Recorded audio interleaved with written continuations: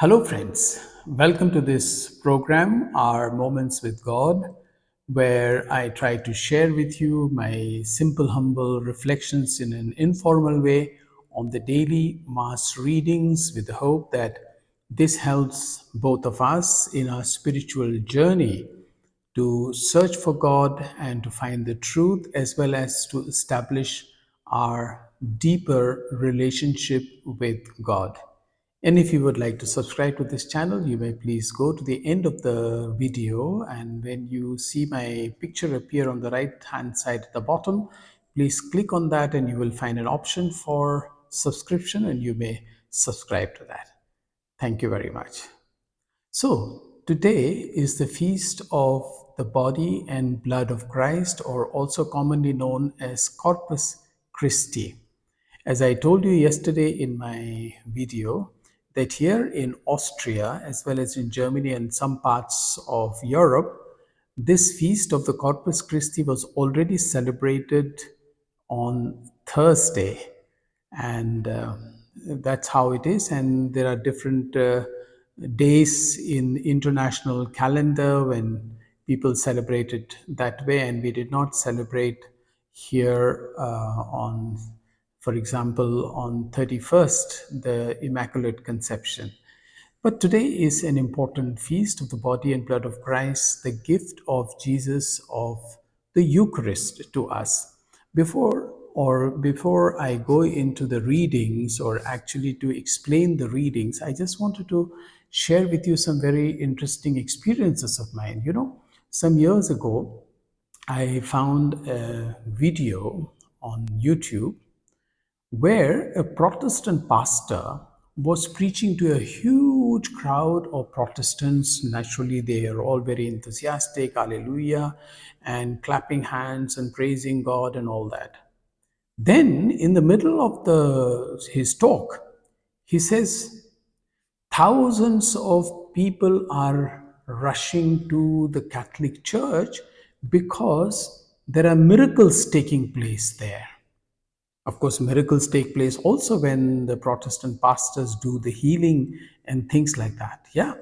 But he was referring specially to the miracle that is happening through the Eucharist, through the body and blood of Christ, through the real presence of Christ. And there was a big surprise because Protestants, as you know, do not believe in the real presence of Jesus in the Eucharist.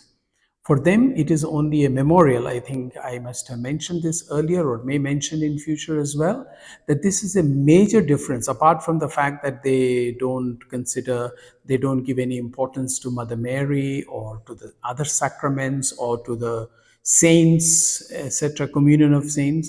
Those are other matters. But this is a very fundamental difference, that they do not consider in the Eucharist the real presence of the body and blood of Christ, as we Catholics consider Jesus to be really present there.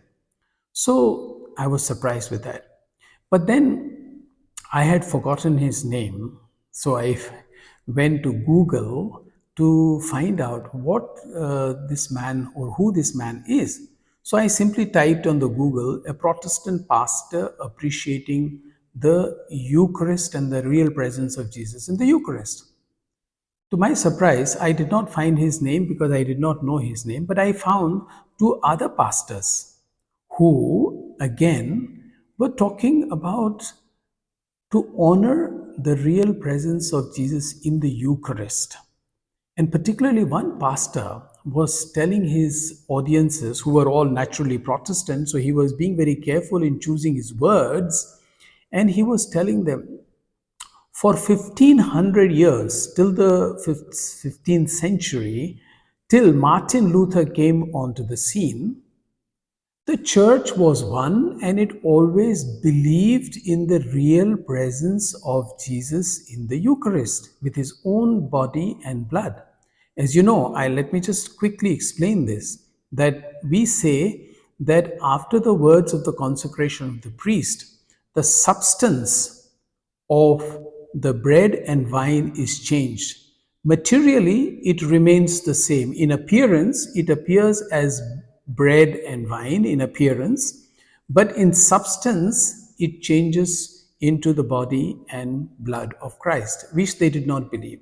So he was referring to the tradition of the church that for 1500 years nobody ever questioned the real presence of Jesus in the Eucharist, which we celebrate today, the body and blood of Christ.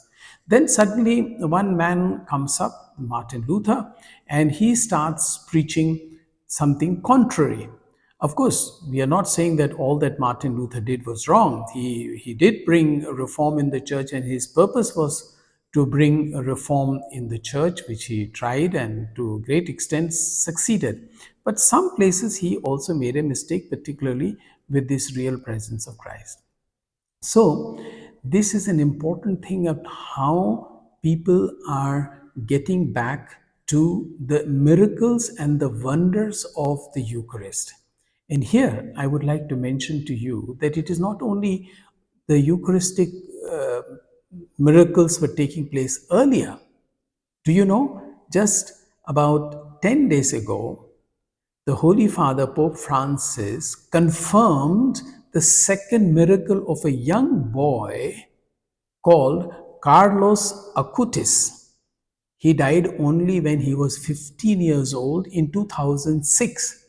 He is supposed to be the first saint of the new millennium. He is called the millennial child. He died only very recently, 2006. But what was his main passion? He was very good at computers already as a child. And rather than playing useless games on the internet, on his mobile, he started collecting the miracles of the Holy Eucharist. That was his interest. Somehow he was inspired by God to look more detailed into the miracles that are attributed to the Eucharist. And he started cataloging, documenting those miracles from many countries. He even went with his parents to those countries and documented this. Of course, God had his own plan for him, and maybe God wanted a young icon. We don't know. But he suddenly became ill with leukemia, blood cancer, and he died at the age of 15 in 2006 on 12th October. But soon, people started venerating him, praying to him, and then a miracle was attributed to him.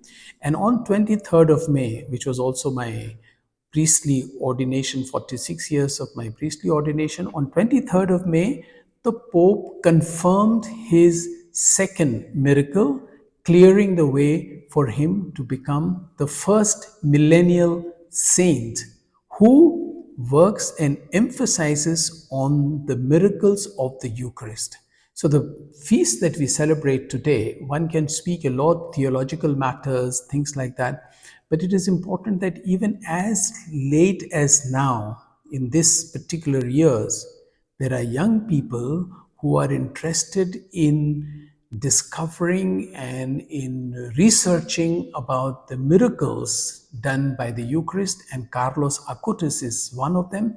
I hope that you too will find miracles done in your life through the Eucharist. And if you would like to subscribe to this channel, you may please do it. And of course, on this channel, you will also find my book, Tweeting to God, being read by me. You may like to listen to that. Thank you.